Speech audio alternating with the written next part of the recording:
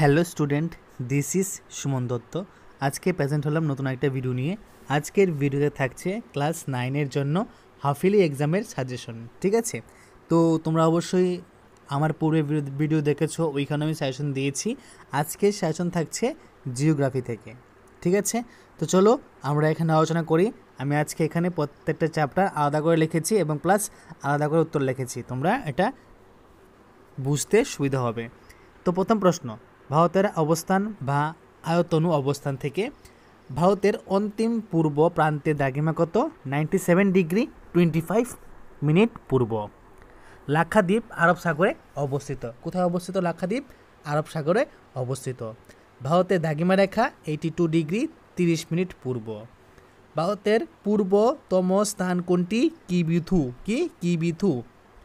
ভারতের সংবিধান প্রবর্তিত হয়ে 1950 সালে 26শে জানুয়ারি। ঠিক আছে। ভারতের নবীনতম রাজ্য কোনটি? তেলেঙ্গানা। ভারতের ক্ষুদ্রতম রাজ্য কোনটি? গোয়া।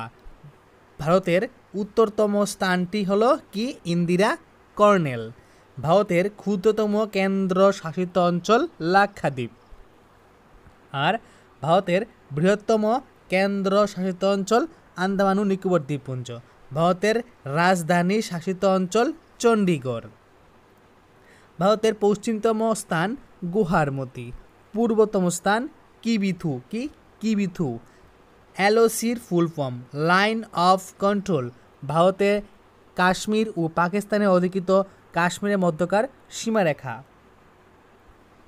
সার্কের সদর দপ্তর কোথায়? নেপালের কাঠমান্ডুতে। ভারতের মূল ভূখণ্ডের দক্ষিণতম বিন্দুর নাম কন্যাকুমারী অন্তরীপ। ঠিক আছে। 10° চ্যানেল আন্দামান ও নিকোবর দ্বীপপুঞ্জকে ভাগ করেছে। কোন ডিগ্রি চ্যানেল? 10° চ্যানেল। এখন 2-এর মান। ভারতের গুরুত্বপূর্ণ অক্ষরেখার নাম লেখো এবং ইয়া ব্যাখ্যা করো। তোমরা এটা লিখবে। গ্রিনউইচের সময় অপেক্ষা ভারতের প্রমাণ সময় কতটা অগ্রবর্তী? এটা লিখবে। ভারতের মোট ক্ষেত্রফল কত? প্রথমটা উত্তর হলো 5 ঘন্টা 30 মিনিট, আর ভারতের ক্ষেত্রফল হলো 32.87 লক্ষ বর্গ কিমি। স্থানীয় সময় ও প্রমাণ সময়ের মধ্যে পার্থক্য লেখো। দারুচিনি দেশ কাকে বলে? শ্রীলঙ্কাকে। ভারতের প্রতিবেশী দেশের সংখ্যা কত? 6টি। কয়টি? 6টি। সার্কের সম্বন্ধে লেখো। 2-এর মান। সার্কের ফুল ফর্ম হলো south Asian association for regional cooperation. Suez খালের খননের ফলে ভারতীয়দের কি কি সুবিধা হয়েছে? ভারতের কেন্দ্রশাসিত ও অঙ্গরাজ্যগুলির নাম লেখ। ভারতের ভূপ্রাকৃতিক বিভাগ। ঠিক আছে, তো এখান থেকে 1-এর মান। ভূপদার্থবিদ জে তুজু উইলসন সর্বপ্রথম পাঁচ সঞ্চরণ তত্ত্বটি তুলে ধরেন এবং তিনি প্রথম 5 শব্দটি ব্যবহার করেন। ঠিক আছে, তারপর 3 দিক সমুদ্র দ্বারা বেষ্টিত স্থলভাগকে কি বলা হয়? উপদ্বীপ। কি বলা হয়? উপদ্বীপ। পূর্বঘাট পর্বতের সর্বোচ্চ শৃঙ্গ হলো মহেন্দ্রগিরি। হিমালয় পর্বতমালার স্থানে আগে ছিল তেতিস সাগর। পৃথিবীর প্রধান পাত বা প্লেট সংখ্যা হলো কয়টি? 60টি। লা শব্দের অর্থ কি? গিরিপথ। সালাই মানে পাহাড়। গ্রেট হিমালয়ের অপর নাম কি? হিমাদ্রি। ঠিক আছে। রুটাং হলো কাশ্মীরের হিমালয়ের একটি গিরিপথ। হিমালয়ের দৈর্ঘ্য 2400 কিমি। তিস্তা ও দিহং নদী উপত্যকার মধ্যে অসম হিমালয় অবস্থিত। হিমাদ্রি হিমালয়ে গ্রানাইট পাওয়া যায়। ঠিক আছে, বা গ্রানাইট শিলা দেখা যায়। পাঞ্জাবের মধ্যে যে এর আছে, এর যে আব আছে, ঠিক আছে, পাঞ্জাবের আবের কথা হতো কি? জল। দুয়াবের দু কথা হতো হলো 2। প্রাচীন পল্লী গঠিত অঞ্চল হলো ভাঙ্গর। কি? ভাঙ্গর। আর নবীন গঠিত অঞ্চল হলো খাদর। ডেকান ট্রাপ কৃষ্ণ মৃত্তিকা মাটির দ্বারা গঠিত।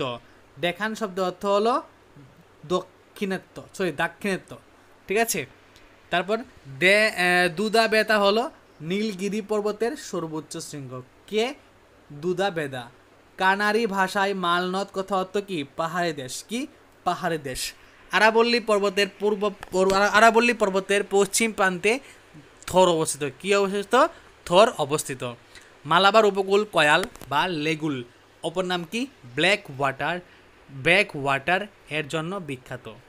ভারতের সর্বোচ্চ শৃঙ্গ হলো গর্ডেন উস্টিন, তার এটার নাম কি? K2। আন্দামানের সর্বোচ্চ শৃঙ্গ কোনটি? Saddle Peak. পৃথিবীর বৃহত্তম প্রবাল বলয় গ্রেট ক্যারিয়ার রিফ অস্ট্রেলিয়া। ঠিক আছে, পৃথিবীর বৃহত্তম প্রবাল বলয় কি? Great Barrier Reef. কোথাকার? এটা হলো অস্ট্রেলিয়ার।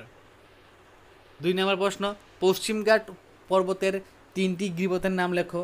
ভাবরু তরাই কি লেখো। ভারতের ভূপ্রাকৃতিক বিভিন্ন শ্রেণীতে ভাগ করো। কারেওয়া কি এবং কেন বিখ্যাত? চুত্তি কি? প্লাবনভূমি কি? মার্ক 4, ভারতে মরুভূমি বৈশিষ্ট্য লেখো। তারপর ডেকান ট্রেপ মালভূমির বিবরণ দাও। পৃথিবীর 7টি প্রধান পাতের নাম লেখো। ভাঙ্গর ও খাদরের মধ্যে পার্থক্য লেখো। ওকে, তারপর দেখো কি আছে লাস্ট চ্যাপ্টার, জল নিকাশি ব্যবস্থা বা নদ নদী। ভারতের বৃহত্তম নদী অববাহিকা কোনটি? গঙ্গা নদীর অববাহিকা। ভারতের প্রধান নদী কোনটি? গঙ্গা। সিন্ধু নদীর দৈর্ঘ্য কত? 2900 কিমি। আর গঙ্গা নদীর দৈর্ঘ্য 2500 কিমি। দক্ষিণ ভারতের গঙ্গা গোদাবরী। ভারতের পবিত্র নদী কাবেরী। দক্ষিণ ভারতের দীর্ঘতম নদী হলো গোদাবরী। পৃথিবীর বৃহত্তম হ্রদ হলো কাস্পিয়ান সাগর। কি? কাস্পিয়ান সাগর। তারপরে ভারতের বৃহত্তম হ্রদ কোনটি? চিল্কা হ্রদ। তারপর ভারতের সুপ্রিয় জলের হ্রদের নাম কি? উলার হ্রদ। ভারতের একটি লবণাক্ত জলের হ্রদের নাম কি? সম্বর। ঠিক আছে, এখন মার্ক 2, NRCP বা জাতীয় নদী সংরক্ষণ পরিকল্পনা বলতে কি বুঝো?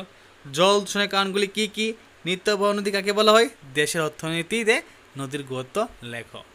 তো সবার শেষে আমি একটা কথা বলবো, যেখানে কি লেখা আছে? রিড অন রিস্ক, মানে তোমরা তোমাদের দায়িত্ব সহকারে পড়াশোনা করো। ঠিক আছে, তো দেখা হচ্ছে আরেকটা গুরুত্বপূর্ণ ভিডিওতে। সবাইকে অসংখ্য ধন্যবাদ।